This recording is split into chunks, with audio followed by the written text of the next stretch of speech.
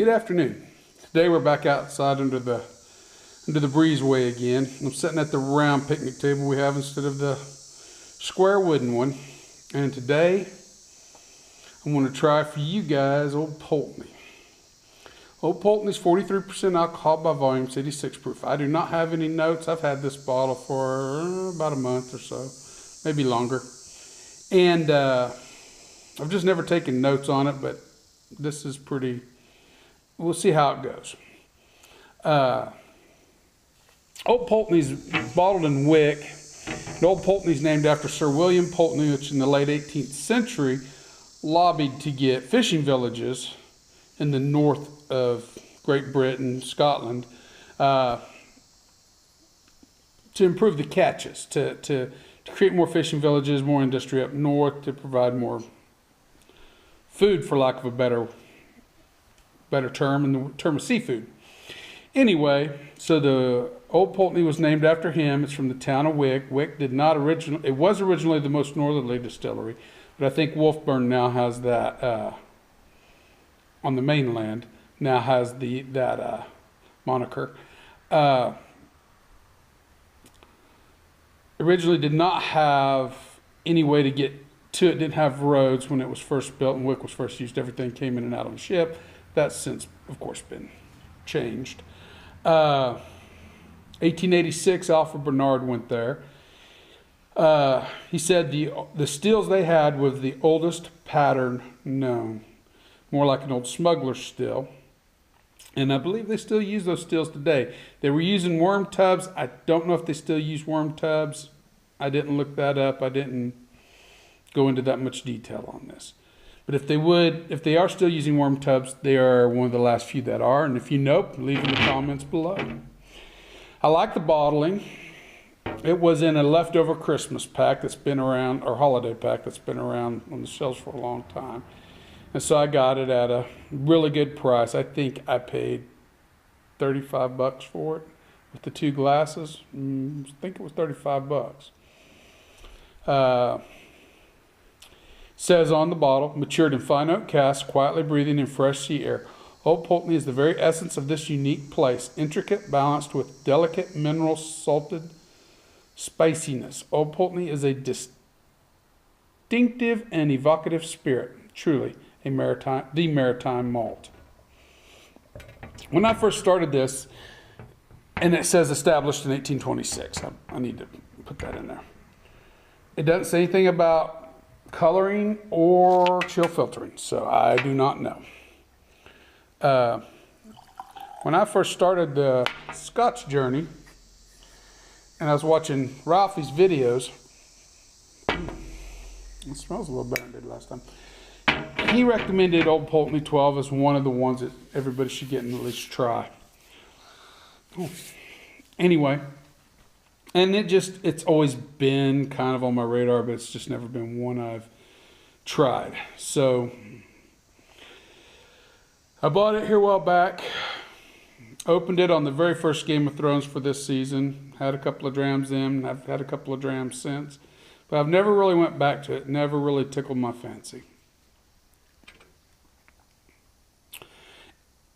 So without further ado, it's oily. Oh,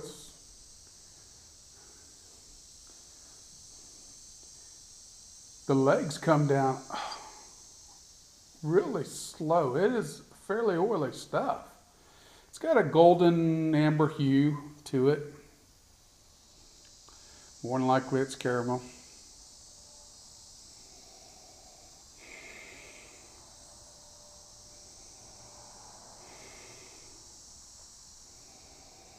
Smell the bourbon cask influence. I smell a little green apple there.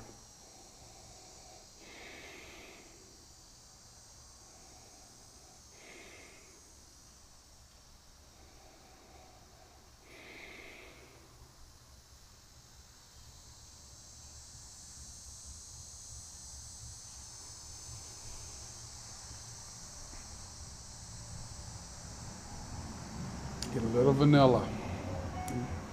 A little grassy maltiness in there.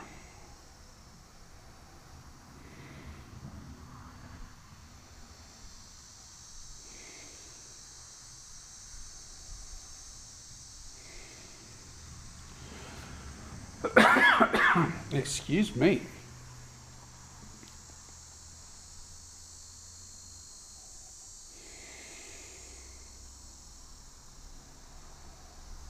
Oh, caramel. So, get the faint green apple.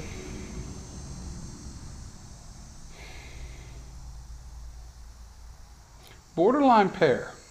Faint green apple, borderline pear there, really. I get a little vanilla, a little caramel.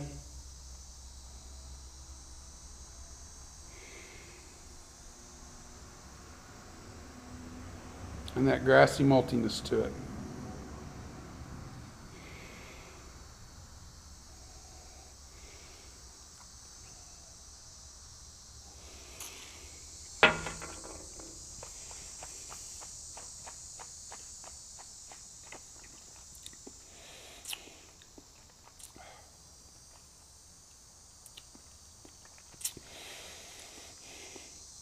In the palate, the pear comes through more than the green apple. The green apple and the nose faint, pear comes through in the palate. A little salty. Good mouthfeel. Good even oil. You can get the oiliness now in the mouthfeel.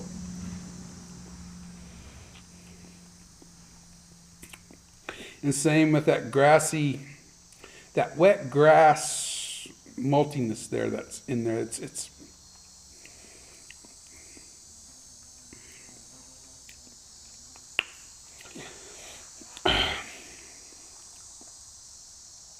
and a little saltiness.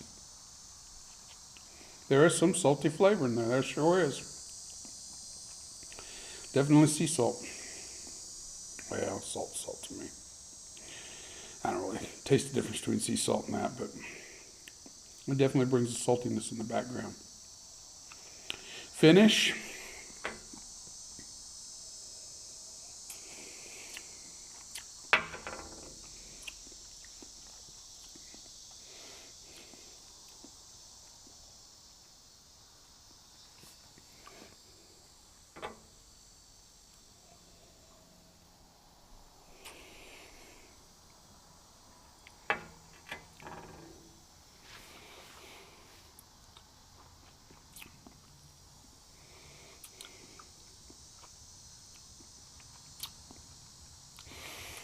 There's a slight herbal element to it.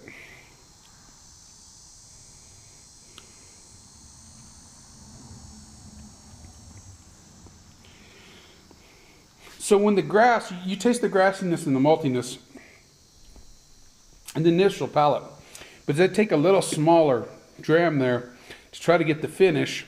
That grassiness and that maltiness changes to a herbal element.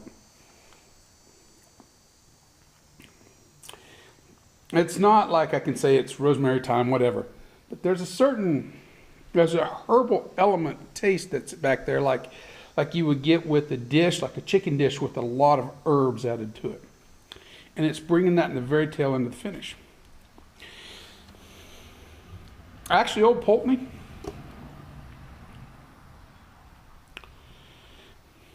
I don't know if it was the benefit from me trying this when again, my whiskey burps. I do not know why I get them. You guys have to forgive me for that. But at the time I tried this originally, I was trying a lot of other stuff. But now that I sit here and just isolate it on its own, it's much better than, or it's the benefit from being open about a month.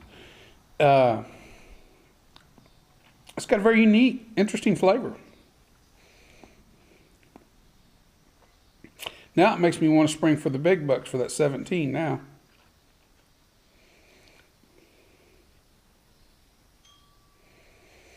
Finish is good, medium, sticks with you, brings a real herbal background in that finish.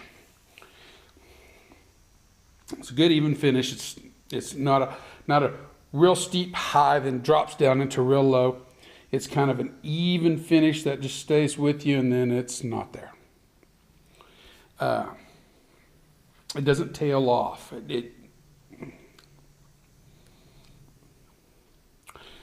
Score. Not overly complex, but a good drinkable bourbon every day. I mean, a good drinkable scotch every day.